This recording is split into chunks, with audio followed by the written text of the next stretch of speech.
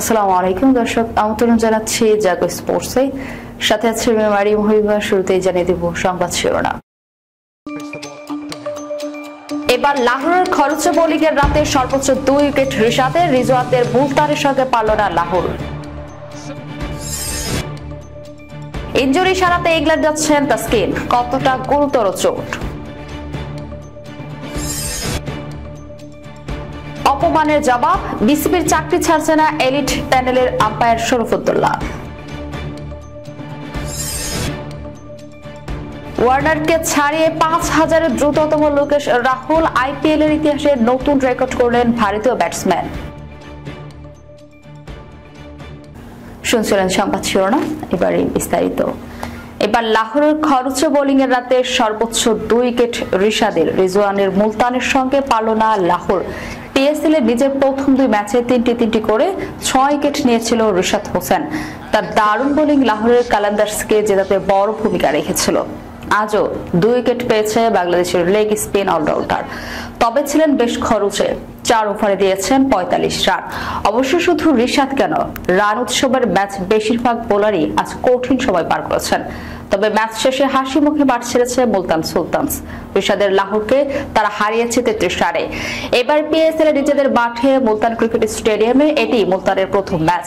নিজেদের প্রথম 3 ম্যাচ হারা দলটি এই রাতেই পেল প্রথম জয়।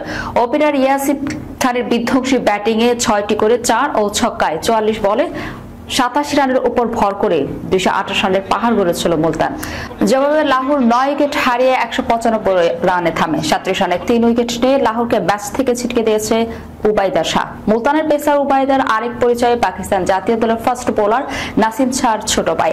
আগে ব্যাটিং নেমে প্রথম 6 ওভারে বিনা উইকেটে 79 রান তুলে ফেলেছিল মুলতান, যা এবার পিএসএল এ পাওয়ার প্লেতে দলীয় সর্বোচ্চ। সপ্তম ওভারে প্রথমবার বোলিং এ আসেন রিশাদ, দেন 10 ওভার। 12তম ওভারে আবার বোলিং এ ফিরে দেন 12 রান। তবে নিজের শেষ 2 ওভারে 2 উইকেট নেন রিশাদ। 2 ওভারে আরো 23 রান দিলেও আউট করেন উসমান খান আর অ্যাস্টন টার্নারকে।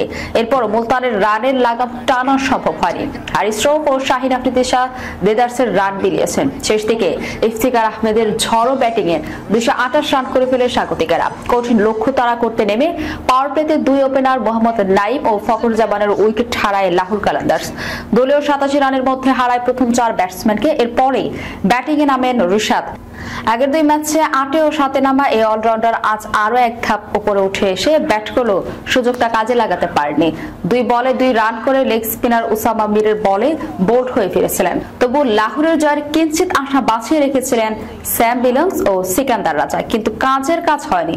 দুজনের ঝড়ো ব্যাটিং শুধু লাহোরের হার ব্যবধানই কমেছে। রিশাদের পরের ম্যাচ বৃহস্পতিবার বাবর আজমের পেশোয়ার জেলমির বিপক্ষে। ইনজুরি সারাতে ইংল্যান্ড যাচ্ছেন তাসকিন আহমেদ, কতটা গুরুতর চোট? ইনজুরির কারণে জিম্বাবুয়ের বিপক্ষে চলমান সিরিজে খেলতে পারছে না তাসকিন। গোড়ালির চোটের কারণে অনেকদিন আগে ছিটকে গেছেন তিনি। তারকায় পেসারের চোট এখনো সারেনি, আর তাই চিকিৎসা নিতে তাকে ইংল্যান্ড পাঠানোর সিদ্ধান্ত নিয়েছে বাংলাদেশ ক্রিকেট বোর্ড। তাসকিনের চোট সারানোর জন্য তাকে বিদেশ পাঠাতে আগে পরামর্শ দিয়েছিলেন বিসিবির চিকিৎসক দেবাশিস চৌধুরী। এবার সেই পথে হাঁটছে বিসিবি। সবকিছু ঠিক থাকলে 29 এপ্রিল ইংল্যান্ডের উদ্দেশ্যে দেশ ছাড়বেন এই পেসার। তাসকিনের সঙ্গে ইংল্যান্ডে যাচ্ছে দেবাশিস চৌধুরীও। সেখানে উন্নত চেক আপ পরেই জানা যাবে চোটের অবস্থা। এছাড়া অস্ত্রোপচার লাগবে কিনা সেই সিদ্ধান্ত নেওয়া হবে ইংল্যান্ডের ডাক্তার দেখানোর পর।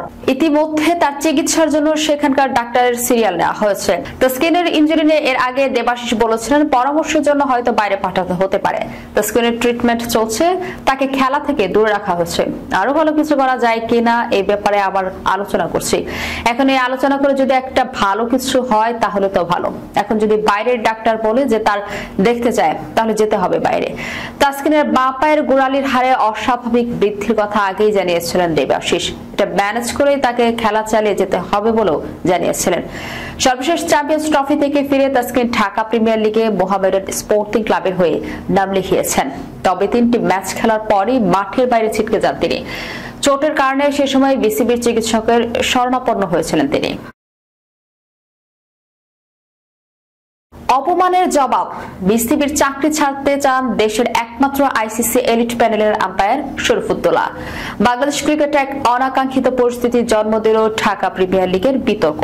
এবার আম্পায়ার শরীফুদ্দোল্লা ইবনে শহীদ সৈকত বিসিবির চাকরি ছাড়ার সিদ্ধান্ত নিয়েছেন। ডিপিএল বিতর্ক ঘিরে বিসিবির আচরণে ক্ষুব্ধ হয়ে এই সিদ্ধান্ত নিয়েছেন তিনি, এমন দাবি দেশের একটি গণমাধ্যমের। ঘটনার সূত্রপাত ডিপিএল এ মোহামেডানের অধিনায়ক তাওহিদ হৃদয়ের শাস্তি ঘিরে। আবাহনী মোহামেডান ম্যাচে আম্পায়ার সিদ্ধান্ত নিয়ে তর্কে জড়ান হৃদয়। মাঠে এবং ম্যাচের পরেও আম্পায়ার নিয়ে আপত্তিকর মন্তব্য করেন জাতীয় দলের এই ক্রিকেটার। নিয়ম অনুযায়ী এক ম্যাচ নিষেধাজ্ঞার পর আরো এক ম্যাচ মাঠের বাইরে থাকার কথা হৃদয়, কিন্তু বিসিবির আম্পায়ার্স বিভাগ টেকনিক্যাল কমিটির সিদ্ধান্ত উপেক্ষা করে তার নিষেধাজ্ঞা কমিয়ে ফেলে। আর এখানেই বাধে বিপত্তি। এই সিদ্ধান্তে আম্পায়ারদের মর্যাদা লঙ্ঘিত হয়েছে বলে মনে করেন শরীফুদ্দোল্লা। নিজের সম্মান ও পেশাগত নৈতিকতার জায়গা থেকে বিসিবির চাকরি ছেড়ে দেওয়ার সিদ্ধান্ত নেন এই অভিজ্ঞ আম্পায়ার। বিসিবির এক সূত্র জানিয়েছে বিষয়টি বোর্ড পর্যন্ত পৌঁছেছে এবং আজকের সভায় তা আলোচনা আসার কথা। যদিও শরীফুদ্দোল্লা এখনো আনুষ্ঠানিকভাবে কিছু বলেননি, তবে জানা গেছে তার সিদ্ধান্ত বেশ দৃঢ়। শুধু শরীফুদ্দোল্লাই নন, আম্পায়ারিং এ অনাকাঙ্ক্ষিত হস্তক্ষেপে আগেও পদত্যাগ করেছেন জাতীয় দলের সাবেক ক্রিকেটার এনামুল হক। এবার সেই তালিকায় যুক্ত হলেন দেশের সেরা আম্পায়ারও। বাংলাদেশ ক্রিকেটে এই ঘটনা নতুন করে শৃঙ্খলা আর স্বচ্ছতার প্রশ্ন তুলে দিল। সম্মান ও ন্যায় বিচার এই পরিবেশ আন্তর্জাতিক পর্যায়ে আম্পায়ার অপমান নিঃসন্দেহে দেশের ক্রিকেটের জন্য অশনি সংকেত।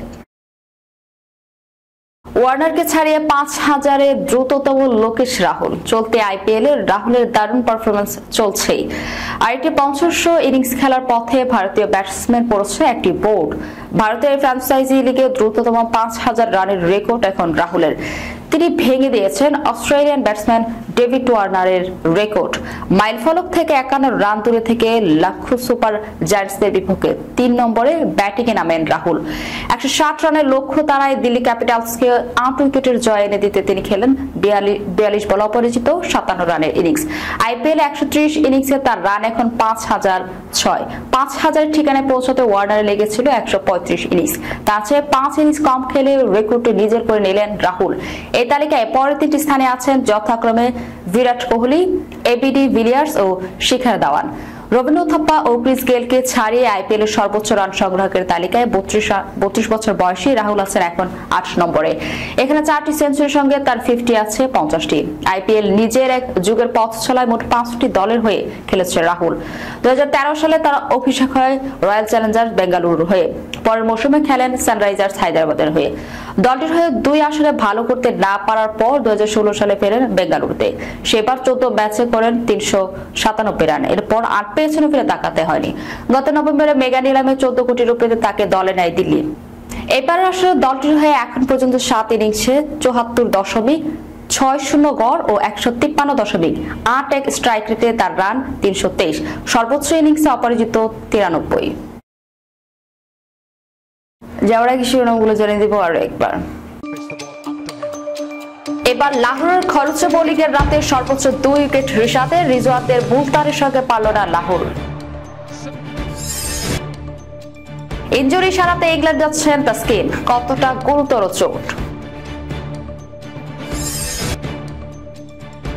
অপমানের জবাব, বিসিবির চাকরি ছাড়ছে না এলিট প্যানেলের আম্পায়ার শরীফুদ্দোল্লা। ওয়ার্নারকে ছাড়িয়ে ৫,০০০-এর দ্রুততম লোকেশ রাহুল। আইপিএল এর ইতিহাসে নতুন রেকর্ড করলেন ভারতীয় ব্যাটসম্যান। এই ছিল এখনকার মতো। পরবর্তী সংবাদ দেখার আমন্ত্রণ রইল। ধন্যবাদ সবাইকে। আল্লাহ হাফেজ।